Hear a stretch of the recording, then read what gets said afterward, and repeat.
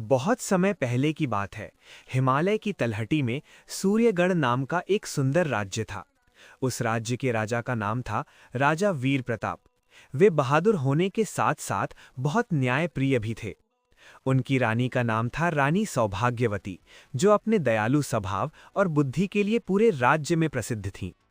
राजा और रानी दोनों अपने राज्य को अपने परिवार की तरह मानते थे। हर सप्ताह वे आम लोगों की समस्याएं सुनते थे और तुरंत समाधान करते थे। इसलिए प्रजा उन्हें दिल से चाहती थी। एक दिन राज्य में भयंकर सूखा पड़ गया। खेत सूखने लगे, अनाज कम हो गया और लोगों के चेहरे पर चिंता साफ दिखाई देने लगी। दरबार में मंत्रियों ने सलाह दी कि राजकोष का अनाज सिर्फ सैनिकों और अमीर लोगों के लिए बचाकर रखा जाए। राजा वीर प्रताप कुछ सोच में पड़ गए।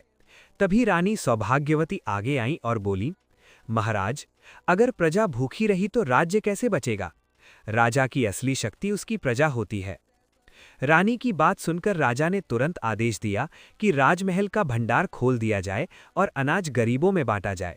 साथ ही रानी ने खुद रसोई में जाकर भूखों के लिए भोजन बनवाया। कुछ दिनों बाद राज्य में खबर फैल गई कि पड़ोसी राज्य का एक व्यापारी मदद के नाम पर आया है, लेकिन असल में वो राजा की दया का फायदा उठाकर सोना चुराना चाहता था। वो व्यापारी भिखारी का वेश बनाकर महल के पास पहुंचा। रानी सौभाग्यवती ने उसकी आंखों में लालच देख लिया।